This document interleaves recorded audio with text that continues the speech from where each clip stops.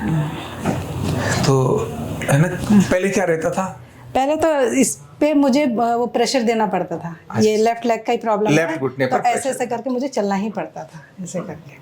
अभी तो काफ़ी फर्क है। ठीक बात है। तकलीफ तो इतनी थी कि कहीं जाने पे भी मुझे व्हील चेयर का सहारा लेना पड़ता था। अच्छा, तो व्हीलचेयर से हाँ, उसके बाद यहाँ मैंने वीडियो में आचार्य जी का एक्सरसाइज देखे थे, जो इसमें घुटने में ग्रीस भर देते हैं। तो मुझे लगा कि वही एक्सरसाइज कर करके मैंने बैठना सीखा। क्रॉस लेग करके भी मैं बड़े आराम से बैठ जाती थी, लेकिन जो थोड़ा सा होता है कि फिनिशिंग टच जो देना होता है, बस उसी के लिए आई थी कि थेरेपी लेके मैं अपने आप को स्वस्थ कर सकूं। अच्छा। बड़ी बात है।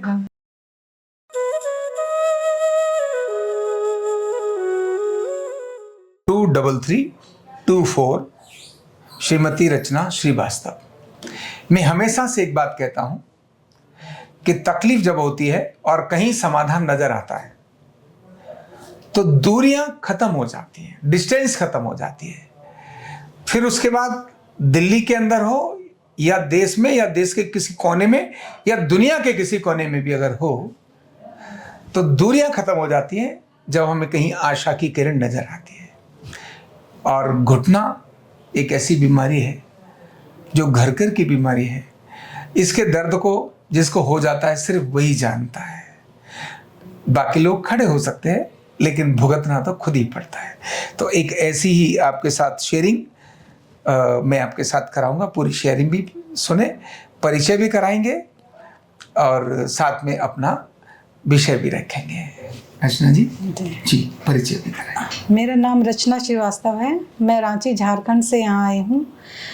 मेरा मेन तकलीफ़ मेरा पैर का ही था, और पहले भी मैं मार्च में आ चुकी हूँ। 22 थेरेपी मैंने ली थी, उससे मुझे बहुत आराम हुआ। और उसके पहले की तकलीफ़ तो इतनी थी कि कहीं जाने पे भी मुझे व्हील चेयर का सहारा लेना पड़ता था। अच्छा, तो हाँ, एयरपोर्ट वगैरह में बहुत लंबा चलना पड़ता है, तो मैं इतना धीरे चलती थी कि व्हील चेयर ही थोड़ा सा कवर कर सकता था। अच्छा। इसीलिए मैंने वो किया। उसके बाद यहाँ मैंने वीडियो में आचार्य जी का एक्सरसाइज देखे थे, जो इसमें घुटने में ग्रीस भर देते हैं।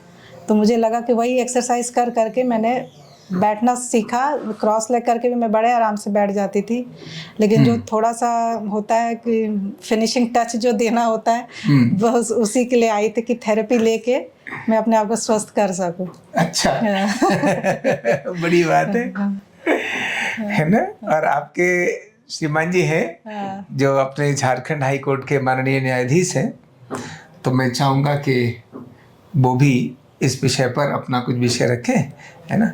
1 मिनट के लिए रोको ये माइक। बिल्कुल सही है कि करीब 1.5 साल से इनको प्रॉब्लम ज़्यादा थी घुटने के दर्द को लेकर के, और 6 महीने तक मैंने फिजियोथेरेपी कराया था। 6 महीने फिजियोथेरेपी? 6 महीने तक लगातार। तो वहीं कोर्ट में ही अपने हॉस्पिटल से एक लेडी आती थी, आर्चिड हॉस्पिटल है वहाँ पर।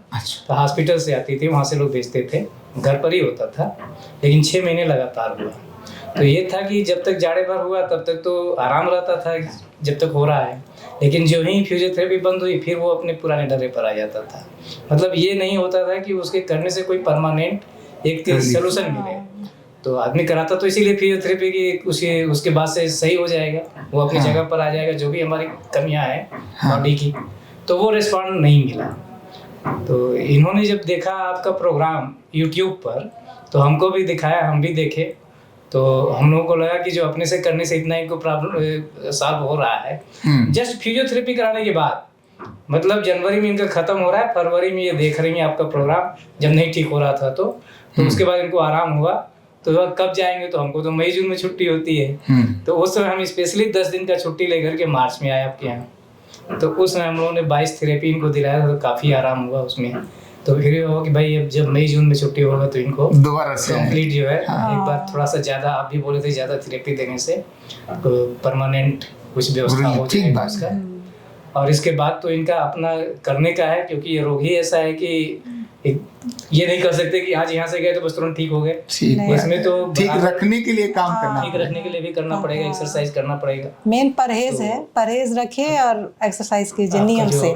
डिसिप्लिन रखना लाइफ में बहुत जरूरी है।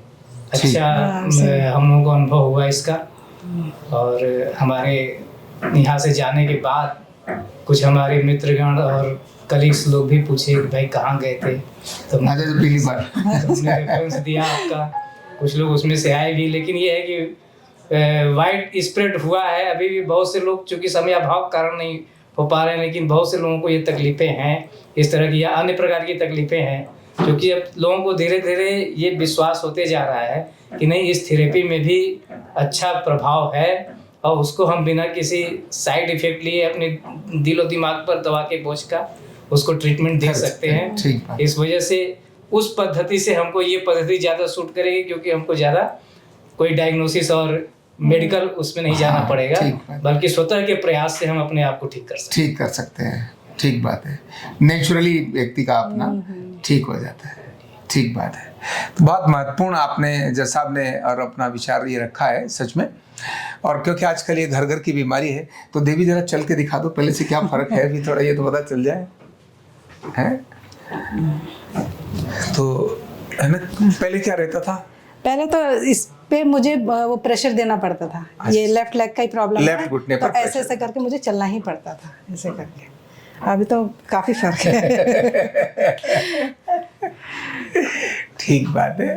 तो देखिए, ये घुटने की तकलीफ ऐसी है, मैंने जैसे कहा कि भी हिला के रख देती है, बहुत खतरनाक होती है, एक कदम पहाड़ जैसा नजर आता है। और जो हमेशा मैं कहता हूं, पहले अपने मेरे YouTube चैनल में जो एक्सरसाइज है उसको करो। इन्होंने किया और उससे इन्होंने फायदा उठाया और उससे ठीक हुई। और फिर भी मैं कहता हूं कि आप सर्जरी कराने से पहले एक बार आरोग्य पीठ जरूर आ जाना। अगर ऐसा रहा तो आपको निश्चित ही जैसे इनको अच्छा लगा वैसे बाकी सबको भी अच्छा लगेगा। थैंक यू सो मच, बहुत बहुत धन्यवाद। कंधा दर्द, गर्दन दर्द, कमर दर्द, गैस, एसिडिटी, माइग्रेन बहुत सारे रहते हैं, और अगर घुटनों की बीमारी आ गई तो एक एक कदम पहाड़ जैसे लगने लगता है और जिंदगी बोझ बन जाती है। बीमारी की कोई उम्र नहीं है।